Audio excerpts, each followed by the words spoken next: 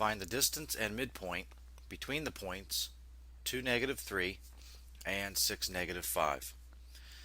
The distance formula is the square root of x sub 2 minus x sub 1, the quantity squared, plus y sub 2 minus y sub 1, the quantity squared. So we'll take our 2 points and we'll label them x sub 1, y sub 1, and x sub 2, y sub 2.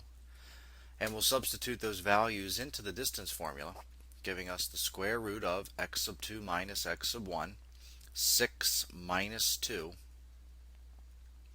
that quantity squared, plus y sub 2, -5, minus y sub 1, -3, the quantity squared.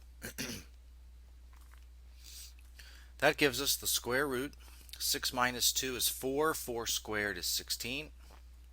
-5 minus -3 is a -2, and when we square -2 we get +4. This gives us the square root of 20, and the square root of 20 can be simplified to 2 times the square root of 5. So there is our distance between the 2 points. The second part of the problem was to find the midpoint between the 2 points. And the way we find the midpoint is we take our 2 x coordinates, add them together, divide that by 2. That's the whole thing is the x coordinate of the midpoint. And then we do the same thing for the y coordinates. We'll add our 2 y coordinates together and cut that in half and think of that as being an ordered pair or a point. So our 2 x coordinates were 2 and 6.